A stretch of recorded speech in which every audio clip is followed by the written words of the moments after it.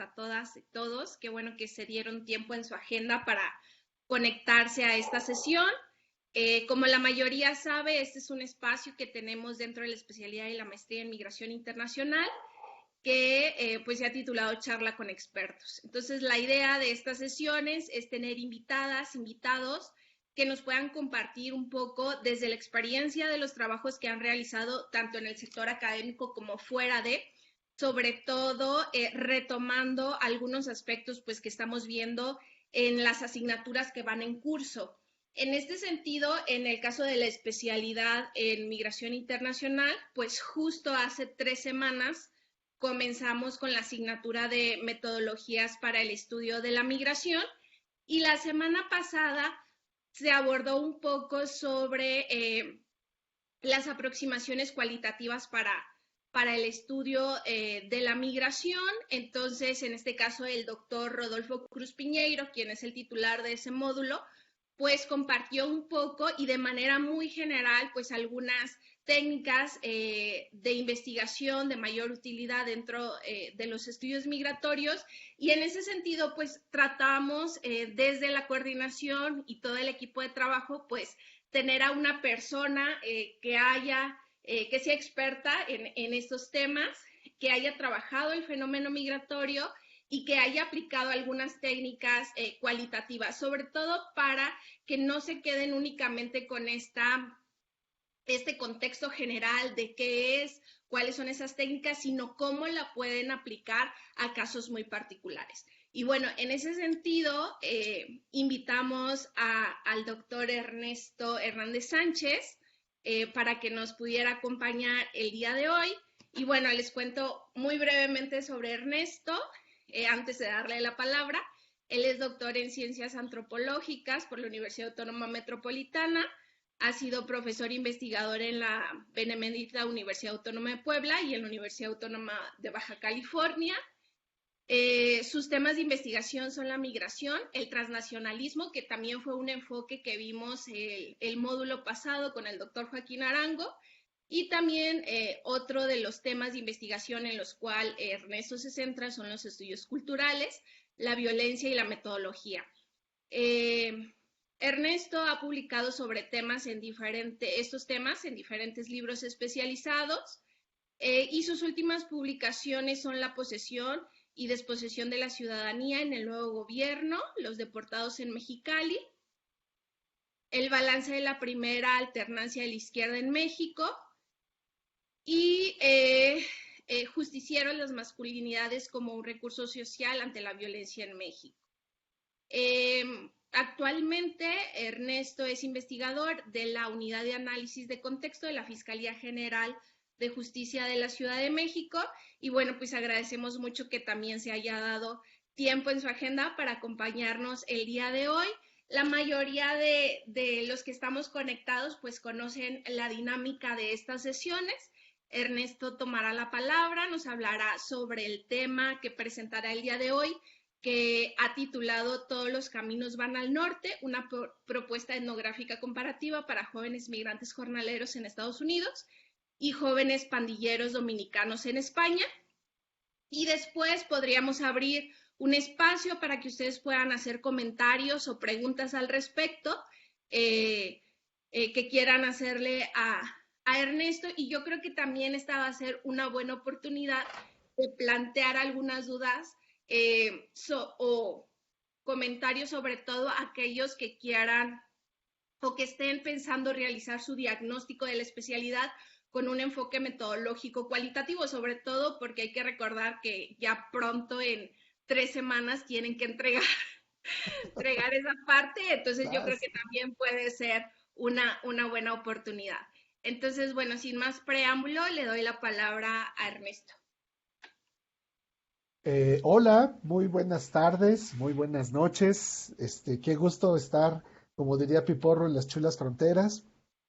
Eh, Muchas gracias por la invitación.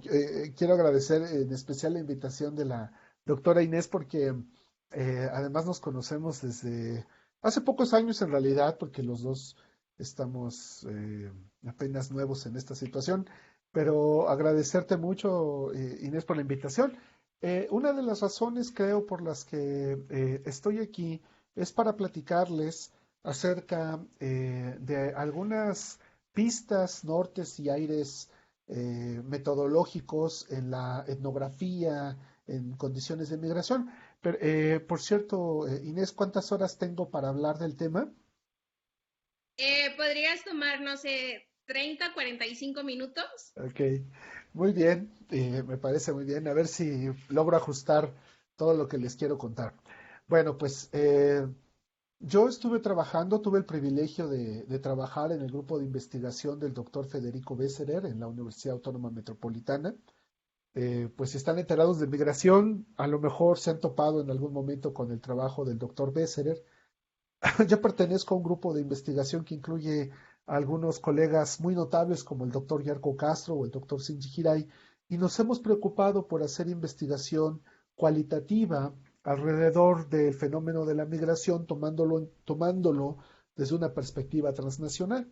Entonces, yo creo que una de las cosas importantes que hay que destacar es que nosotros hemos utilizado un enfoque desde la marginalidad, desde la periferia, ¿no? Hemos recurrido a la teoría centro-periferia para explicar a los sujetos con los que hemos estado trabajando. Yo en lo personal he estado desarrollando trabajo con gente jornalera del estado de Oaxaca que trabaja como jornaleros migrantes en Estados Unidos y también tuve la oportunidad de realizar investigación en España, donde no me encontré jornaleros mexicanos allá, entonces tuve que reevaluar el tipo de trabajo que quería, pero tuve la buena fortuna de encontrar un tema de investigación que tenía que ver con eh, los jóvenes Latin Kings caribeños en la Comunidad de Madrid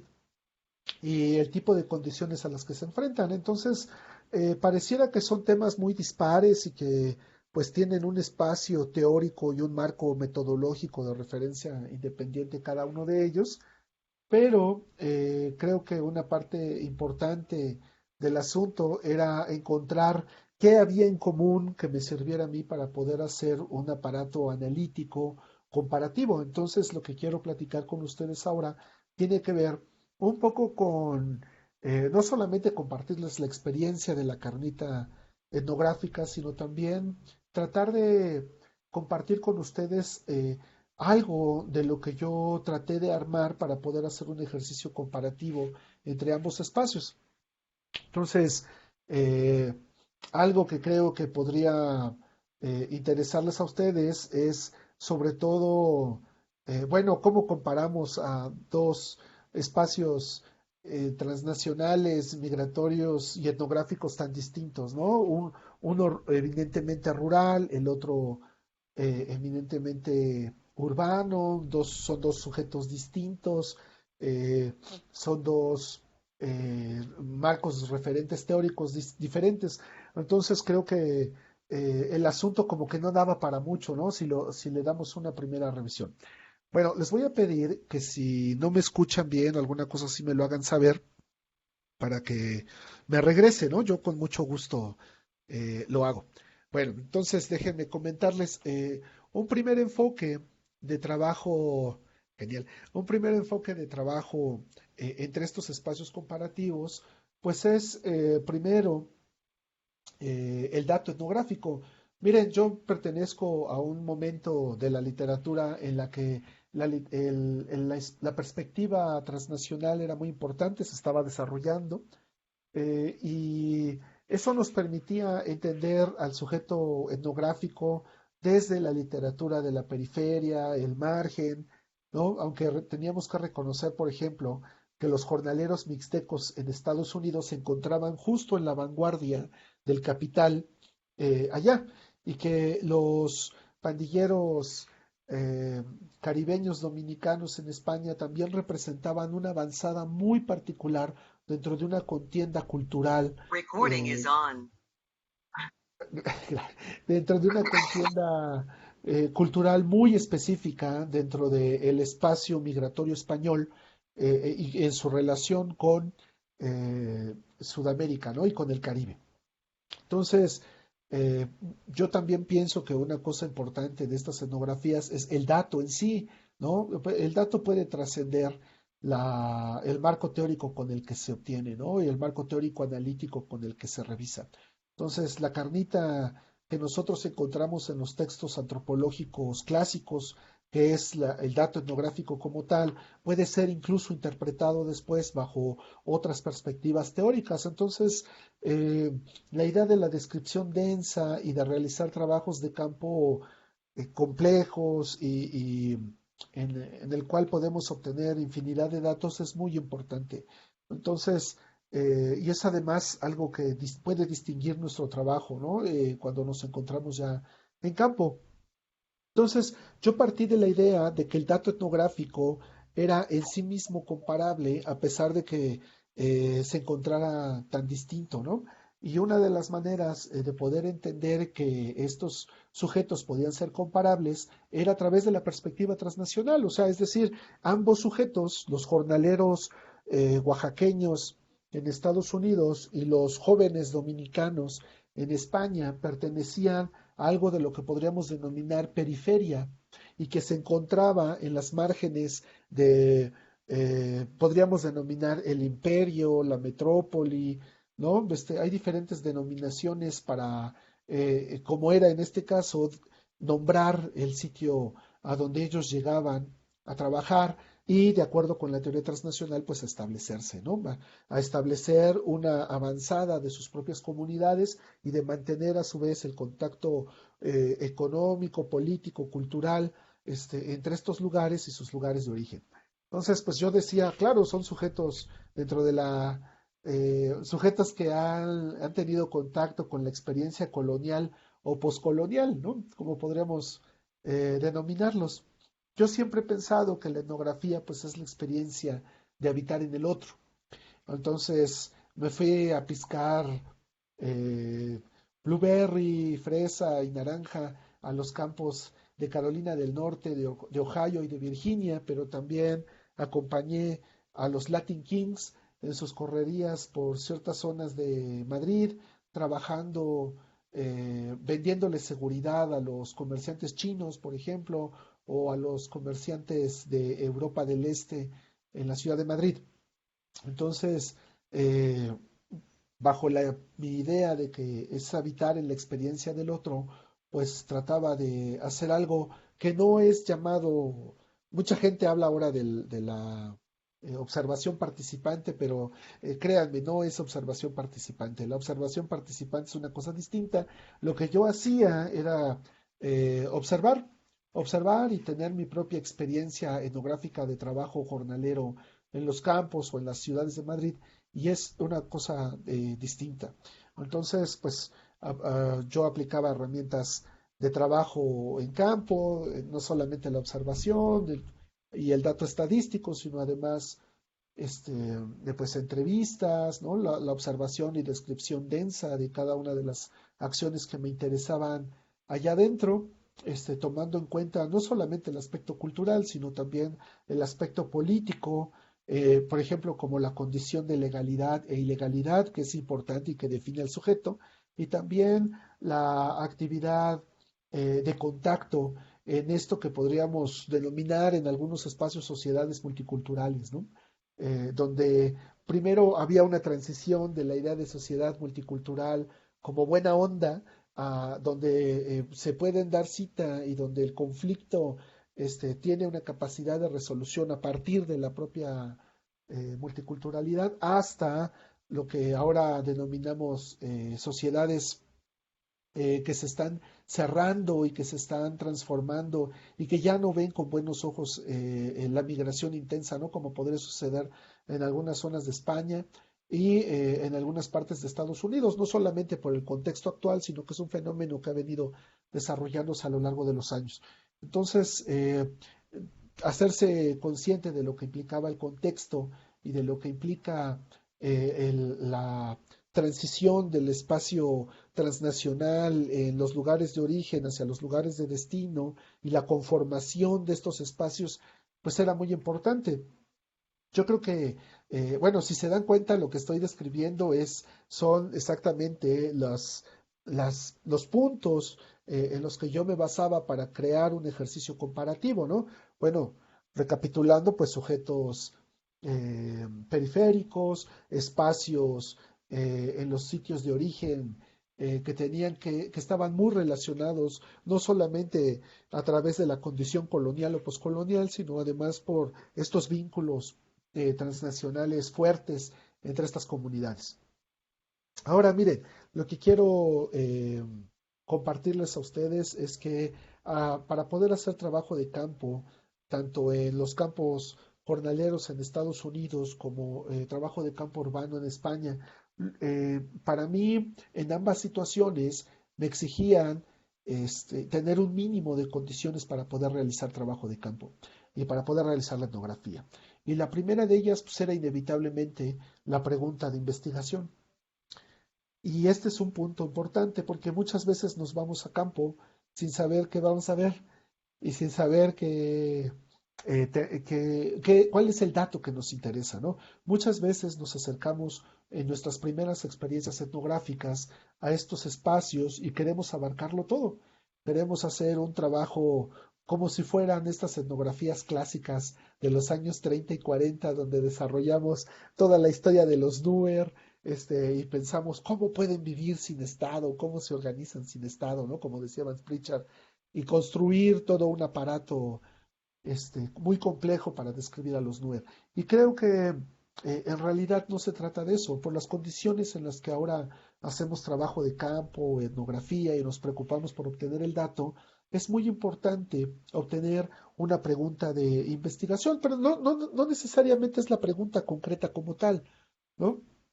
En algún momento Durant explicaba que cuando él estaba trabajando con Palerm en un principio, hace no sé cuántos ayeres, eh, Palerm los mandaba a campo y regresaban con un montón de datos y ya después se dedicaban a crear el marco analítico, pero decía Durant, pues la condición mínima para ir que nos exigía Palerm era irnos con una pregunta de campo. Y es lo mismo que a mí me pasaba con Federico Besserer y con Michael Kearney, que era con Robert Smith también, que era hacer etnografía con una eh, a ver, por ahí me decían que se cortaba mucho. ¿Quieren que me vaya un poquito más despacio? Al fin tenemos toda la noche para seguir trabajando, ¿no? Bueno, les contaba sobre la... Ah, muchas gracias. Se encontraba sobre, digo, les platicaba sobre la pregunta de investigación. Cuando trabajaba, cuando me iba a campo, yo llevaba al menos una pregunta de investigación. Por ejemplo, trabajaba con jornaleros oaxaqueños en Estados Unidos. Bueno, pues sí, a mí lo que me interesaba era conocer cómo se construye su identidad de jornalero en un espacio en el que estaban, consideraba yo en ese momento como hipótesis, a la vanguardia del capital en cuanto a la producción jornalera en Estados Unidos. Y al mismo tiempo yo me preguntaba si existía un modelo explicativo que me pudiera describir el movimiento de Oaxaca hacia Estados Unidos por parte de estos jornaleros. Entonces, yo llevaba esa idea en mente. Si se dan cuenta, no es una pregunta muy buena, pero podía construir algo desde ahí, que al final pues se tornó en algo que denominábamos migración justo a tiempo, ¿no? Porque el modelo que seguían los jornaleros era seguir los ranchos y los espacios de producción jornalera, produciendo solamente lo que se les exigía, porque los rancheros en esa parte de Estados Unidos ya no almacenaban sus productos, simplemente se cosechaba lo que se necesitaba y se enviaba a los centros para su venta. Entonces estos grupos andaban de un espacio a otro, corriendo, y produciendo exactamente lo que se les pedía en las cantidades que se les pedía. Entonces, pues yo decía, ah, bueno, me parece genial, es migración justo a tiempo. Después, cuando tuve la oportunidad de estar en España y conocí a los dominicanos en Madrid, me di cuenta que su situación era distinta, por ejemplo, de sus compañeras mujeres que llegaban a Madrid o que llegaban a España en general a trabajar como canguros, es decir, como cuidadoras de niños o de ancianos, y que había además una estructura que las podía recibir como canguros, pero también este, como migrantes en Madrid. Había toda una estructura con ONGs que las recibían y que procuraban que no se violaran sus derechos. Pero el caso que yo trabajaba era de hombres jóvenes, negros, ilegales, caribeños en España. Entonces había una suma de vulnerabilidades que los ponían a ellos en una situación diferente, que era, bueno, llego a Madrid y me cuesta un poco de trabajo conseguir de qué vivir porque no tengo una estructura que me reciba o en todo caso no hay un espacio donde yo pueda entrar primero para poder de ahí encontrar un trabajo. Eh, entonces ellos encontraron un espacio distinto que es el de las pandillas. Los Latin Kings, como ustedes saben, pues es una pandilla que surgió en Chicago en los años 30, conformada en su mayoría por mexicanos, y después se volvió una organización vasta alrededor de ciertos espacios en Estados Unidos. Eh, Chicago, Nueva York, Los Ángeles, los Latin Kings son una pandilla importante y esos lazos han trascendido también de manera transnacional hacia lugares como España, a donde los Latin Kings tienen una conformación distinta, ya no son mexicanos quienes están allá, sino generalmente suelen ser caribeños, ¿no? Dominicanos, puertorriqueños, que están en constante conflicto con otras pandillas como los Nietas, que son pandillas de peruanos y bolivianos, ¿no? Son sudamericanos. O sea, hay un conflicto importante ahí, pero a mí la parte que me interesaba era, bueno, o la pregunta de investigación que me llevaba a ese espacio era, ¿qué puedo ver yo en los migrantes dominicanos que sea relevante? Y entonces me di cuenta que estas condiciones de vulnerabilidad, la falta, digamos, de una organización que sí tenían las mujeres en ese momento, pues a lo mejor podía producir esta diferencia, ¿no? Entre lo que se dedicaban unos y otros.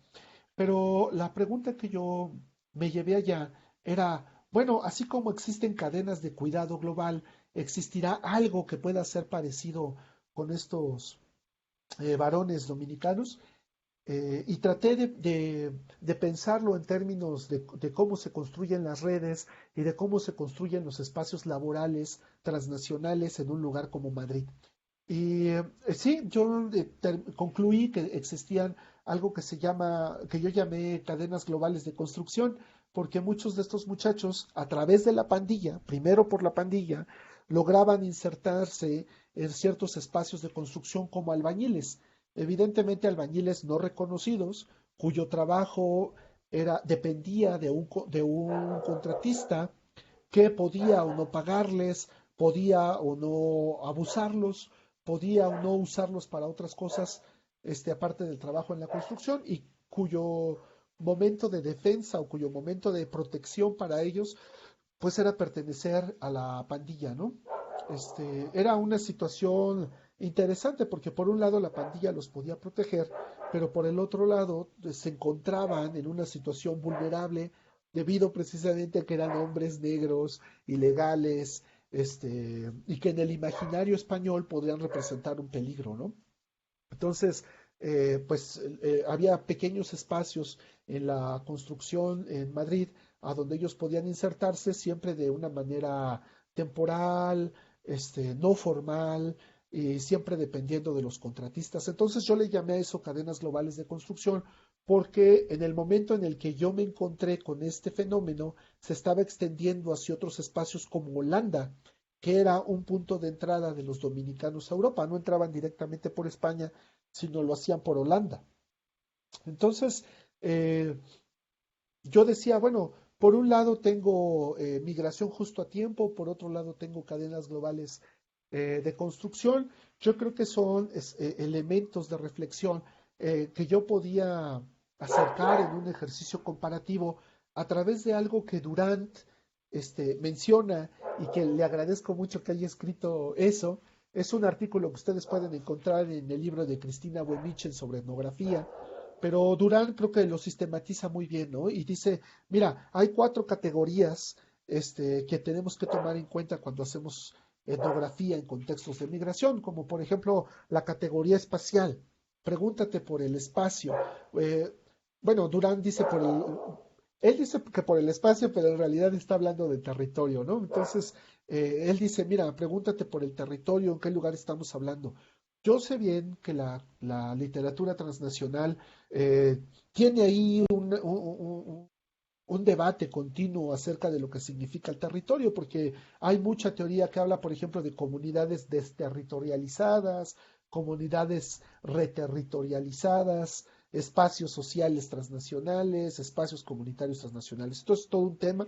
Y yo decidí verlo precisamente como un espacio social transnacional y dije, bueno, lo que construyen los oaxaqueños hacia Estados Unidos es un espacio social transnacional y lo que construyen o estaban construyendo en ese momento los dominicanos hacia España era algo parecido. Lo que me interesaba conocer era la manera de llegar y la forma en la que se insertaban en estos espacios. Unos a través de la migración justo a tiempo y otros a través de las cadenas globales de construcción.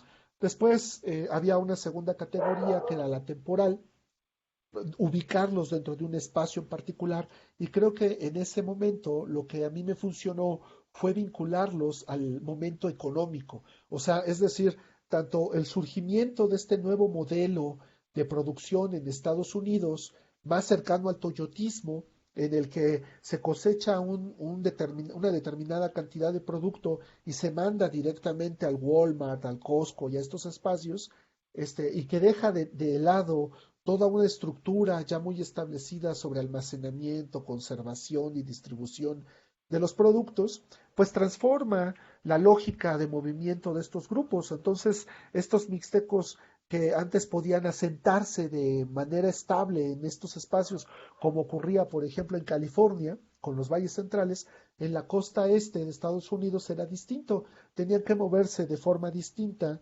atendiendo estos espacios de producción inmediata. Entonces, el momento económico era importante. Y en España era importante también porque había un auge de construcción en la ciudad, ¿no? Había un momento en el que la economía española comenzaba a recuperarse y se encontraba, les estoy hablando del lejanísimo año 2011, en el que la economía española estaba tratando de mostrar, bueno, se estaba mostrando cierto eh, crecimiento en la industria de la construcción y eso ofrecía nuevas oportunidades para esta clase de sujetos como los jóvenes dominicanos, ¿no? Los Latin Kings, porque además estos espacios de la construcción siempre han tenido ciertas rendijas, siempre ha habido ahí ciertas grietas por donde rumanos, dominicanos, marroquíes pueden entrar, ¿no? Desde la oscuridad y poco a poco se convierten en albañiles, se vuelven en trabajadores de la construcción, empiezan a encontrar y empiezan a especializarse en estos espacios hasta convertirse en trabajadores indispensables, ¿no? Para la industria. ¿Qué fue lo que pasó con los dominicanos? Que ahora son buenos albañiles y son buenos constructores con una estructura mucho más establecida. Después decía Durán, pues hay una dimensión teórica, ¿no? Pues a nosotros nos cuesta mucho trabajo adscribirnos a un marco teórico porque el marco teórico lleva tiempo, ¿no? Muchas veces uno se deja llevar por eh, ciertos impulsos y dice, sí, yo claro, me declaro marxista convencido y si el capital dice que no existen las jirafas, pues no existen las jirafas y yo me quedo con eso. Y creo que habría que tomarlo con un poco más de calma. Hay que leer mucho, hay que reflexionar mucho para saber si realmente la teoría que nosotros estamos considerando es real, nos sirve, nos funciona en el sentido de poder analizar ese pequeño pedazo de realidad que nosotros escogemos. A lo que voy es que, miren, eh, la teoría no es un compromiso, no nos casamos con la teoría, no le ofrecemos un sacrificio, un chivo expiatorio y quedamos con ella toda la vida, ¿no? Las teorías afortunadamente tienen un periodo también de vida en la que muestran su poder explicativo, muchas veces son rebasadas, ¿no? Existen nuevos enfoques, existen nuevas aproximaciones y está bien. Eso es una cuestión de tiempo, es una cuestión de ir acumulando experiencia, es una cuestión de tener la disposición de acercarnos y cuestionar también nuestro propio marco teórico. Yo en ese momento me sentía muy cómodo con la perspectiva transnacional.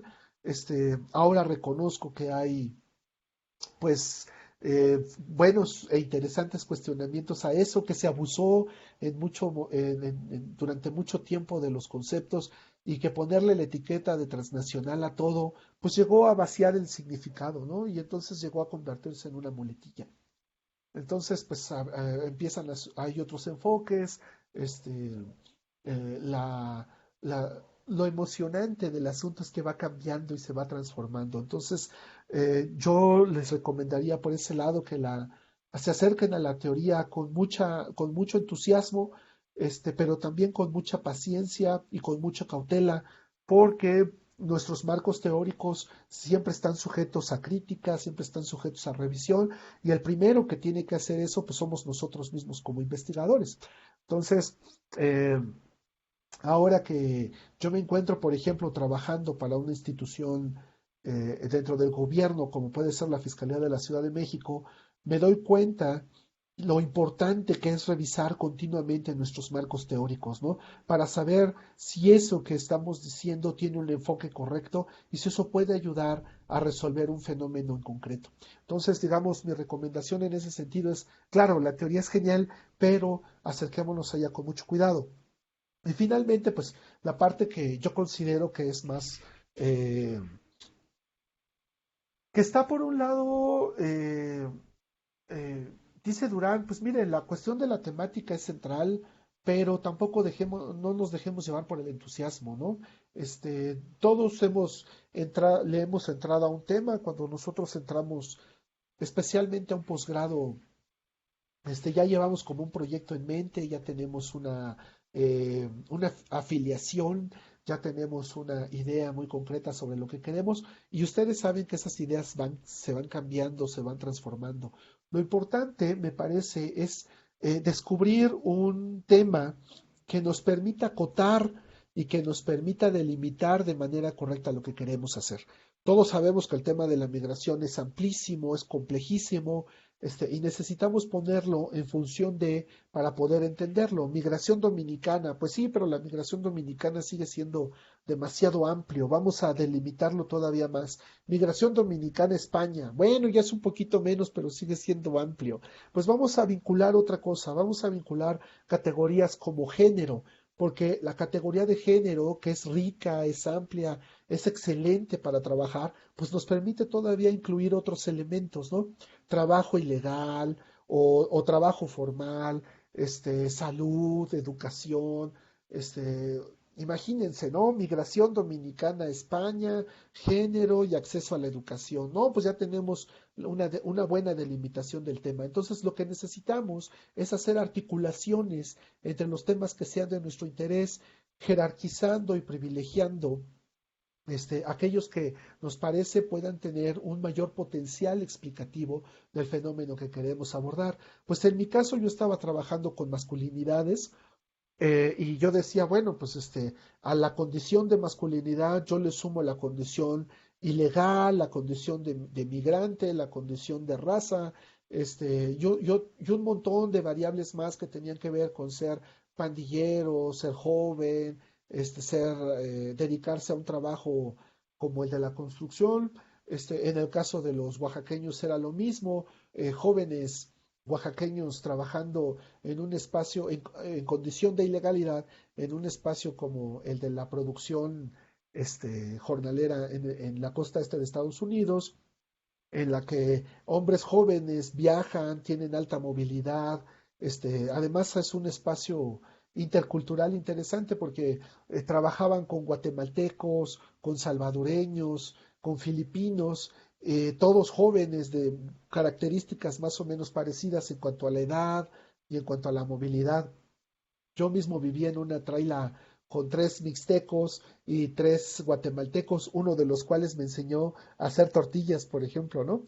Entonces, digamos, en ese sentido, había elementos que yo encontraba, algunos muy forzados, ¿no? Pues yo decía, bueno, es que el espacio jornalero y el espacio urbano no son lo mismo, pero sí son espacios que reciben a los trabajadores eh, y que pueden constituir un espacio transnacional.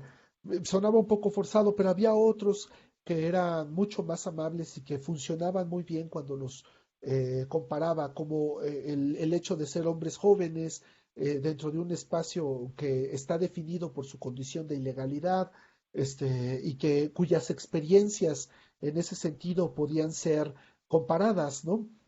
Y que podían ser analizadas desde un marco transnacional.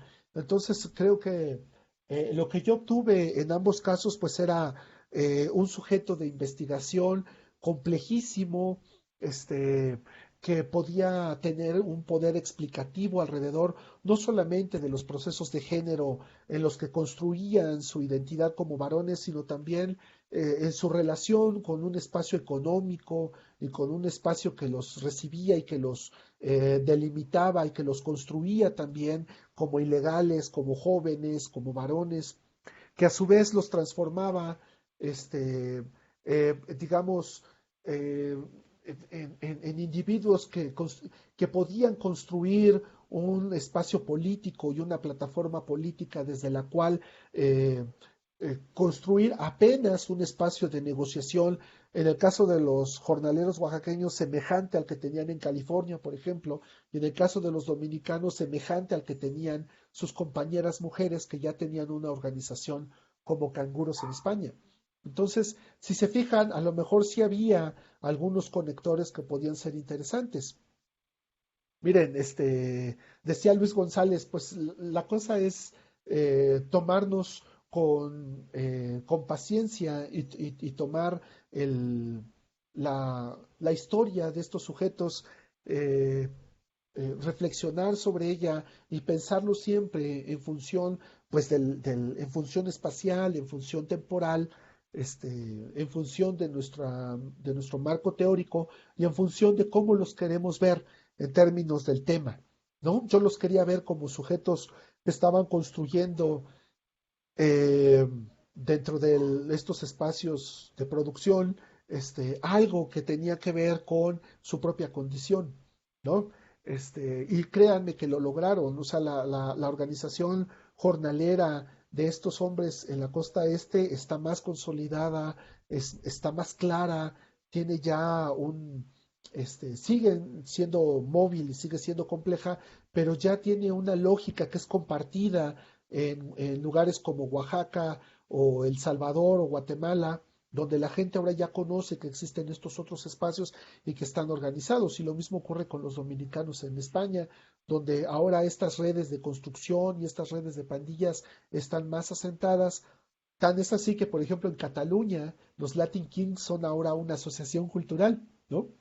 Mientras que en Chicago son una pandilla peligrosísima que se matan y que hay mucha violencia entre ellos, en Cataluña son una organización cultural y el gobierno les da fondos, ¿no? Para que reproduzcan su modo de ver las cosas. En Madrid eso todavía no ocurre. Hay un poco más de reserva sobre el accionar de estos grupos, de pandilleros, pero como decía Carlos Reza Néstares, pues es en realidad una cuestión de tiempo para que adquieran una categoría distinta, ¿no? Para que esto de los Latin Kings en relación con la condición transnacional se convierta en una cosa diferente. Entonces, pues yo creo que es lo que yo les podría compartir. Este, perdonen si de repente me voy por muchos lugares, pero lo que yo quería decirles era eso, ¿no? Cómo organizar un trabajo comparativo, pero al mismo tiempo, cómo tomar en cuenta estas variables espaciales, temporales, teóricas y temáticas, pues para poder tener más elementos comparativos en ese sentido. Entonces, pues, si ustedes tienen comentarios o preguntas, pues yo estoy muy contento de responderles. Y pues además, muchísimas gracias por escucharme. Gracias, Ernesto, de verdad súper interesante. pues escuchar esta experiencia que tú tuviste a través de estas dos investigaciones y sobre todo creo que es muy oportuno para el momento, como decía en un inicio, que están teniendo aquí las y los compañeros de la especialidad en la construcción o inicio de la construcción de su diagnóstico final para este programa, donde nos diste como un buen ejemplo de cómo delimitar un tema, de cómo está la construcción del sujeto, de cómo es la importancia, por ejemplo, de tener una pregunta de investigación para las y los que van a hacer trabajo. Entonces, no sé si alguien quiere hacer un comentario, tenga una pregunta, puede pedir la palabra en el chat. También te pediría, Inés, en algún momento, si es posible, pues, si eh, tus colegas tienen también preguntas, digo, obviamente podemos hacerlas ahorita. También compárteles mi correo por si tienen ahí. Yo estoy encantado de responderles y además soy muy platicador, como ya se dieron cuenta, entonces, voy a estar muy contento de responderles. Había una pregunta por ahí, creo. Sí, Abraham, igual les pedimos, como en las sesiones que tenemos con los docentes titulares de las asignaturas, que también va a ser una buena oportunidad de que se presenten, a lo mejor nos digan desde dónde están. No todas y todos están en Tijuana, sino están en diferentes espacios. Y a lo mejor qué es lo que hacen también para que Ernesto los vaya y las vaya conociendo. Perfecto. Gracias, doctora. Muy buenas tardes, doctor. Mi nombre es Abraham Esquivel. Soy profesor investigador en la Universidad Autónoma de Baja California en la Facultad de Enfermería, enfermero. Genial. Estudio un poco estoy iniciando de forma muy incipiente el estudio de las migraciones, sobre todo para el cuidado de las personas en términos de salud. Y mi pregunta está más enfocada hacia la metodología de la etnografía que aplicó, siendo una metodología no nueva para nosotros los enfermeros, pero sí compleja de abordar por todo el respaldo biomédico que tenemos. En este sentido, ¿de qué forma usted hablaba en esta cuestión de trabajar con el grupo y haciendo la diferencia entre la observación participante, pero cuando se trabaja la etnografía, se observa desde dentro del grupo o al margen del grupo? ¿Y cómo podemos rescatar o cómo es la participación en este sentido? Pues tienes mucha razón. Mira, lo que pasa es que yo considero que la observación participante es una cosa muy puntual, es una herramienta muy concreta. Y nosotros a veces en los salones de clase hablamos mucho como de observación participante y a lo mejor estamos queriendo decir observación. Y no tiene, y las diferencias son así. Mira, yo por ejemplo me fui a Estados Unidos y estuve trabajando de jornalero con estos paisanos de Oaxaca y pues compartí con ellos la dureza del trabajo, las condiciones climatológicas, primero dormía en una camioneta, ¿no? Después dormí en una traila, hay que pararse a las 4 de la mañana a hacer lonche, te vas a trabajar, pero eso no necesariamente es observación participante, porque de alguna manera hay una distancia con ellos. ¿Sabes? Para poder hacer observación participante, me parece que eso ocurre cuando estás haciendo etnografía a largo plazo, cuando tienes vínculos fuertes con el grupo y cuando ese grupo te ha aceptado a través de, no sé, ritos de iniciación, de aceptación, ¿no? Lo que decía Espósito, estos mecanismos de comunitas, inmunitas, por qué entras y cómo entras en el grupo. Yo me llevaba muy bien con estos muchachos, pero yo los fui conociendo sobre la marcha. Es decir, les inquiría, les preguntaba, los entrevistaba sobre sus experiencias de trabajo de campo, pero eso no es observación participante. La observación participante es verdaderamente, ocurre cuando es a largo plazo, ocurre cuando ya hay una comprensión mucho mayor y mucho más profunda del actuar del grupo. ¿Sabes? Cuando has compartido, por ejemplo, en el caso de la experiencia transnacional, el viaje, cuando has compartido con ellos ciertas condiciones que son muy específicas, dónde te enganchas, cómo decides el destino del viaje, cómo te cómo formalizas la relación con la comunidad e ir con la comunidad, ¿no? Y muchas veces nuestro trabajo de campo no llega a esa profundidad, en parte por el tiempo, en parte porque nos falta rapport, que es esta condición en la que nosotros podemos integrarnos muy bien a la comunidad. Entonces yo sí considero que hay una diferencia entre hacer observación y participar de las actividades de la comunidad y hacer observación participante, ¿no? O sea, yo, por ejemplo, pues no me emborrachaba con ellos, no participaba de sus pleitos, muchas veces, digo, no viajé todo el tiempo con ellos, ¿no? Entonces, digamos, sí es una condición distinta. Muchas gracias, doctor. No, al contrario, gracias a ti, Abraham. Gracias, Ernesto. Antonella, ¿quieres tomar la palabra?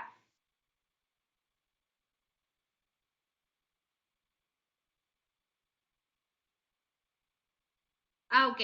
Bueno, Antonella no tiene micrófono. Ah, bueno, pues si quiere Ella, escribirnos rápido, ella es a lo mejor. docente e investigadora en ciencias sociales y ahorita se encuentra en Tijuana y te pregunta si estudiaste o trabajaste en alguna universidad española y cuál. Ah, bueno, estuve estudiando en la Universidad Autónoma de Madrid, ni más ni menos que con Liliana Suárez. Entonces, pues, es una gran oportunidad. Y en realidad no trabajé, tuve la oportunidad de que me invitaran a dar algunas clases en la Universidad de Valencia, ¿no? En la Jaume I, pero fueron cursos para estudiantes también sobre migración, donde hablábamos sobre la experiencia de ser un investigador foráneo en un espacio como el español, ¿no? Y fue una experiencia sensacional. Muchas gracias. Le doy la palabra a Alma.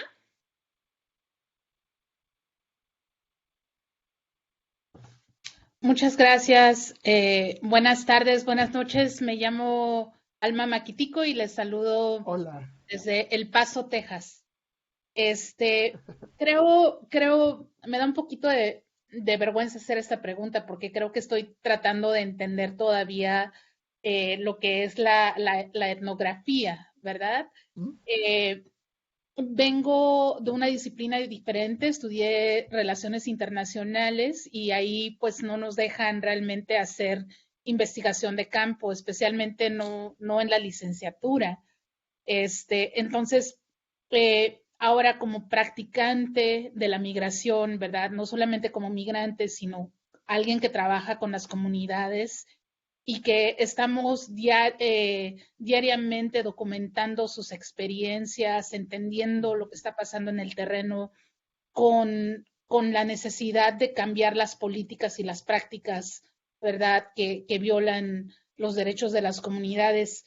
Creo que se nos presenta el reto de cómo recopilar información en una manera sistemática que todavía pueda, que nos permita obviamente construir esos datos duros que necesitamos, pero al mismo tiempo también que nos permita humanizar las experiencias, que nos Claro. permita, y creo que todavía eso no me queda claro. Yo sé que nos dio unas aproximaciones, ¿no? La categoría espacial, temporal, teórica y temática, pero al final de cuentas, cómo enfocamos nuestra investigación de manera que podamos sistematizar de alguna manera? Yo sé que es una pregunta muy grande, pero no sé si me pudiera ayudar a resolverla.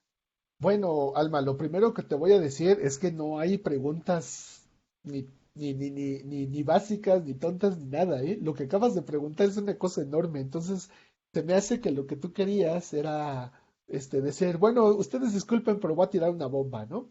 Entonces, y eso me parece genial. Mira, yo creo que, por ejemplo, tú tienes una oportunidad importante. O sea, los investigadores que están dentro de ciertas comunidades tienen una ventaja extra, que es que pertenecen, son capaces, o más bien comparten la sensibilidad de la comunidad. Y con sensibilidad me refiero al sentido profundo en el que solamente otorga el haber estado ahí, ¿no? El formar parte de. O sea, tienes una posibilidad importante que es la de, ¿sabes qué? Yo entiendo este dato etnográfico en concreto, Ernesto, entiendo el dato en concreto, pero seguramente tú, Alma, si tú y yo nos vamos de trabajo de campo, lo vas a entender distinto, ¿no? Si es tu comunidad, o sea, si es tu comunidad, lo vas a entender diferente, y entonces tú me puedes explicar a mí otra parte. Tú ya como una investigadora formada, como alguien que sabe y conoce la experiencia de hacer trabajo de campo dentro de su propia comunidad, y podemos dialogar una visión dentro y una visión fuera.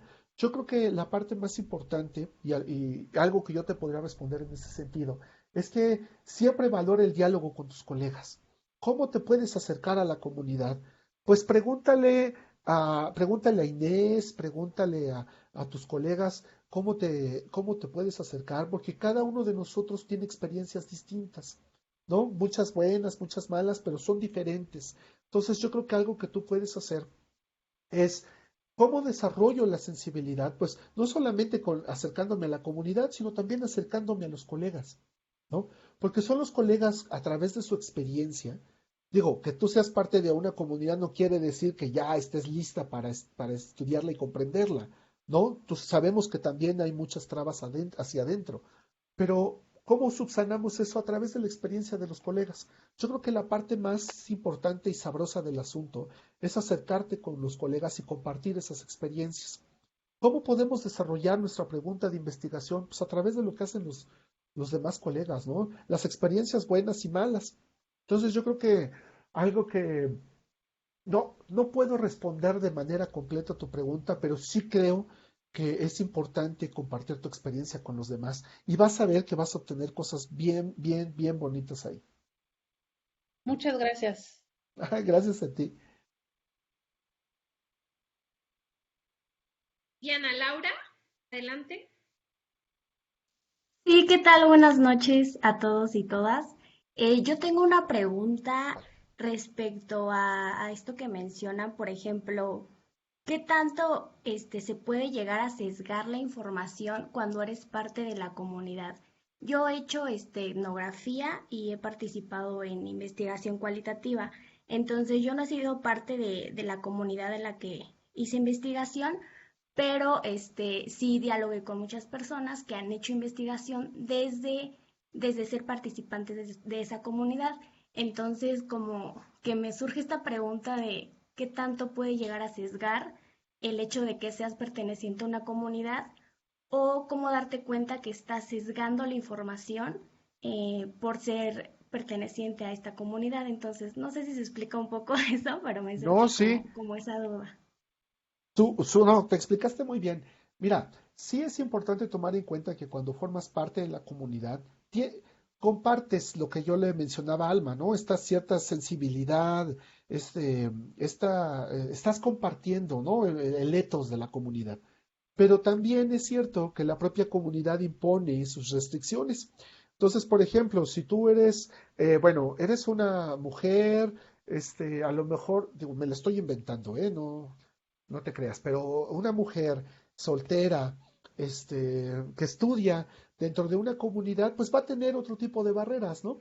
A lo mejor no vas a tener acceso a los espacios masculinos, no vas a tener acceso a los espacios que comparten las mujeres con familia, con hijos.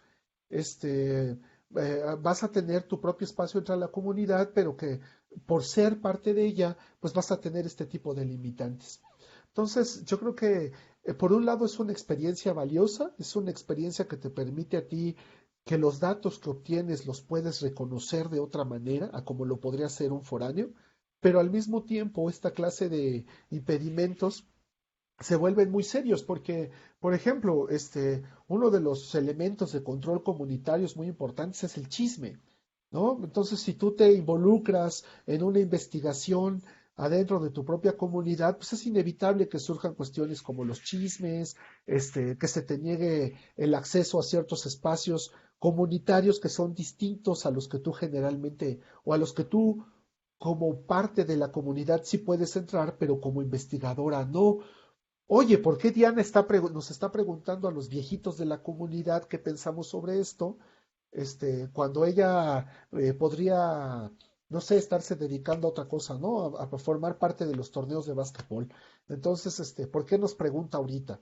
Y esos son cuestionamientos que surgen dentro de las comunidades en mi experiencia, ¿no? Lo que ha pasado. Ahora, hay otra cosa, verdaderamente no te puedes dar cuenta de tu sesgo. Eso se llama escotoma.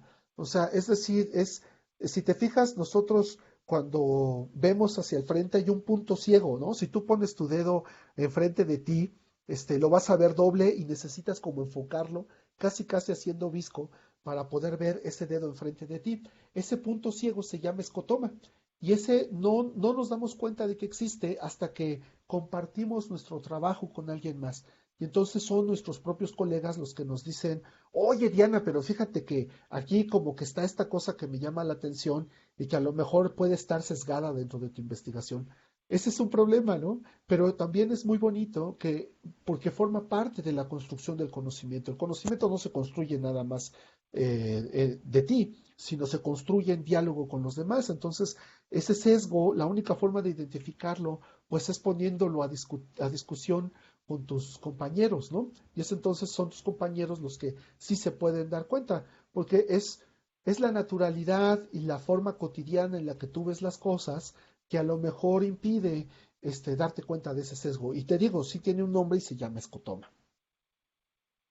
Ok, bueno, No sé si... muchísimas gracias. Me Ah, gusta ok. mucho la explicación realmente, porque sí, como comento, yo he trabajado investigación cualitativa, pero desde fuera, yo no he sido perteneciente a la comunidad. Entonces yo veía ese sesgo tal vez en mis compañeras que sí eran pertenecientes a la comunidad, que Pues ahí normalizaban las está. cosas, ¿no? Ajá, Ujú. entonces yo igual me preguntaba, tal vez si yo estoy sesgando también desde mi comunidad, ¿no? Pero No, sí, muchísimas lo gracias. importante es compartirlo. No, al contrario, gracias a ti, Diana. Gracias. Muchas gracias. No sé si alguien más quisiera tomar la palabra, hacer alguna pregunta o comentario. Todavía tenemos unos minutitos más.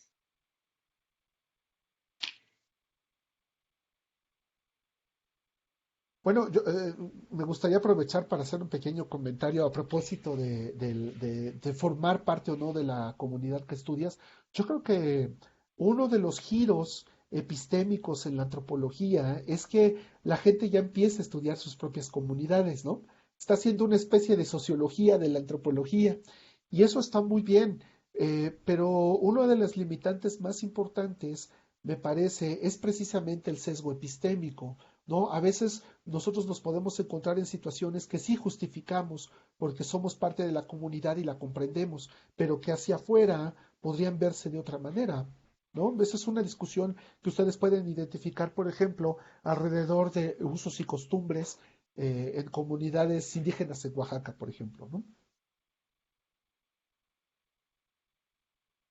Gracias, Ernesto. No sé si alguien más quiera aprovechar este espacio, compartir un poco de sus inquietudes, a lo mejor del diagnóstico, algo el tema que quieran abordar. Y bueno, no sé, Ernesto, aprovechando, ya nos compartiste un poco, bueno, Abraham quiere tomar la palabra, pero si después nos puedes compartir un poco sobre tu experiencia en Mexicali con los deportados, porque también creo que es Ah, muy claro. interesante y es otro contexto con un perfil migratorio totalmente diferente al que identificaste o con el que trabajaste en España y con los que trabajaste en California. Perfecto. Sí. Entonces, Abraham, adelante. Solo para preguntar si puede compartirnos la referencia del libro o del contexto donde venían estos cuatro elementos que mencionó, doctor, sobre eh, el territorio, el espacio, el marco teórico. Ah, sí.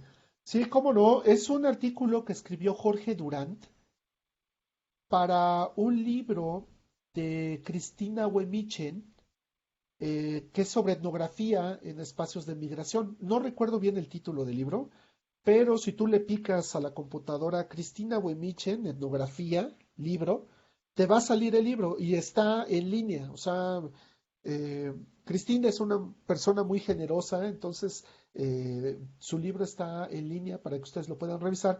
Todo el libro vale mucho la pena. De hecho, yo les recomendaría a las compañeras que hablaron sobre la pertenencia a la comunidad y esto, hay un artículo ahí de Carlos Garma sobre este problema, aunque él lo aborda desde una perspectiva religiosa, ¿no? De antropólogos que trabajan religión este, pues también, ¿no? Hay una disyuntiva ahí, muchas veces los antropólogos terminamos convertidos, ¿no? Cuando trabajamos comunidades religiosas. Entonces, Carlos Garma se pone a discutir sobre el tema y creo que también podría ayudarles mucho esa parte. Pero el libro es de Cristina Wemichen, una investigadora de antropológicas de la UNAM. Y bueno, aprovecho para hablar rápidamente sobre el trabajo de campo con los deportados, bueno, la investigación con los deportados. Y es que hay ya subieron la referencia, qué genial. Hay dos cosas importantes, me parece, cuando uno trabaja con deportados. Uno, que el contexto es importantísimo, ¿no? La frontera. Mexicali en ese sentido es un espacio que eh, recibe todas las cordadas de deportados porque dentro de la consideración de las autoridades estadounidenses es un espacio seguro para regresarlos, aunque los regresan a las 4 de la mañana, ¿no? En la cordada o a veces más temprano todavía. Eh, la situación es que para entender la variable del espacio, sí es importante entender que, por ejemplo, los migrantes que son detenidos en el lado eh, este de Estados Unidos son deportados hacia el oeste en una especie de cruce que hacen las autoridades estadounidenses, mandando a la gente de Texas y de toda esta zona hacia Mexicali, mientras que los detenidos por acá en Arizona y Nuevo México son enviados a lugares como Reynosa o Matamoros. A mí me parece una estrategia perversa, pero que tiene que ver precisamente con limitar la movilidad de los deportados. Por otro lado, el Estado mexicano los recibe, pero los deja varados. Yo no encontré otro término que pudiera describir la situación de muchos deportados en la frontera, que es el de varados, porque describe a gente que no se puede mover, que está detenida en ese lugar y cuya degradación real, concreta, ocurre en pocos días. Muchos migrantes son echados hacia Mexicali, el Instituto Nacional de Migración, las iglesias de Mexicali, algunas organizaciones como el Hotel del Migrante, pues los reciben, pero a los pocos días los expulsan. Entonces muchas de estas personas terminan en condición de calle, ¿no? Si ustedes revisan las cifras, Mexicali tiene una población de calle altísima, miles de personas, y todos ellos son deportados. Entonces eso complica mucho las cosas. Y por el otro lado, pues está también algo que yo denominé intemperie, que es estar despojado de todo. O sea, no tienes un techo, pero tampoco tienes protección institucional, tampoco hay una protección social en términos de que las iglesias o las organizaciones civiles actúen de manera efectiva protegiendo al menos los derechos mínimos de los deportados. Entonces, a eso yo le llamo intemperie, ya se ha usado en algunos trabajos, en algunas tesis por ahí, el concepto de intemperie, pero me parece que puede describir de alguna manera cómo están los deportados en esta situación. Yo no conozco muy bien el contexto, por ejemplo, en Juárez o en Tijuana, pero en Mexicali es trágico, ¿no? O sea, además por las condiciones que hay en la ciudad, el calor extremo y estas cosas, las personas todavía se degradan más, ¿no? Entonces es una situación que yo podría denominar, pues, de emergencia, porque las miles de personas que viven en la calle, los miles de deportados que viven en la calle en Mexicali, pues están a la intemperie. Desgraciadamente son también pues sujetos de las, perdón, es que yo tengo ahí un pleito personal con las iglesias que los usan y los abusan, y también de otras organizaciones como el Hotel del Migrante, ¿no? Que en realidad simplemente los ven como un botín que puede ser repartido para obtener recursos del gobierno, de organizaciones privadas y que no solucione nada el problema, ¿no? En realidad es un problema grave y hay por ahí algunos trabajos que lo evidencian, ¿no?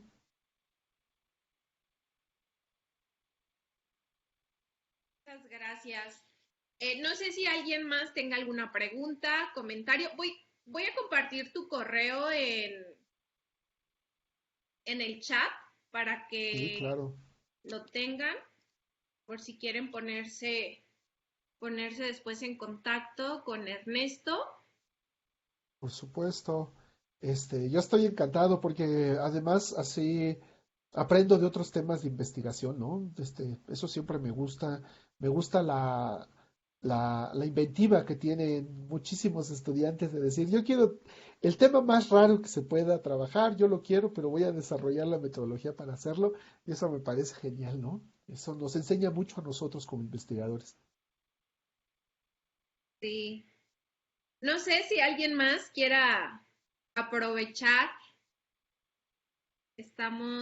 Son las 8.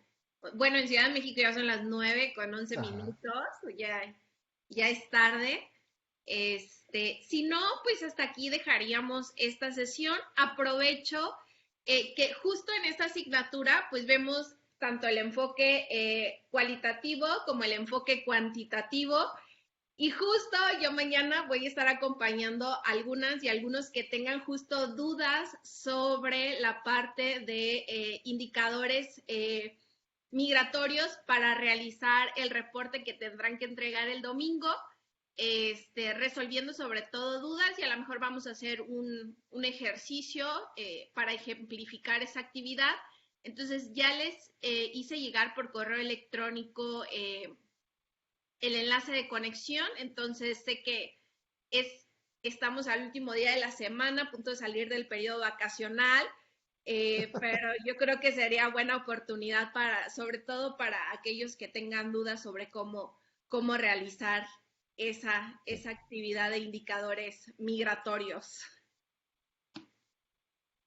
Es Entonces, genial, están muy bien atendidos. sí. Karen, ¿quieres participar en la sesión o quieres hacer una pregunta ahorita? Hola. Mm, no, no. Ahorita, disculpen, es que acabo de llegar del trabajo. En Colombia son las 9 de la noche y apenas estoy conectándome, apenas estoy aquí organizándome. Ok, ok, pues ya justo vamos terminando la sesión.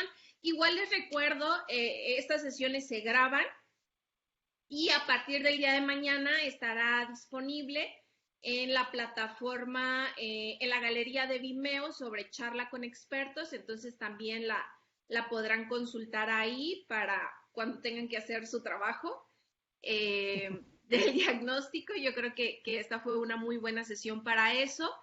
Entonces, si no hay más preguntas o comentarios, pues agradezco mucho a Ernesto que haya participado, que haya compartido sus experiencias.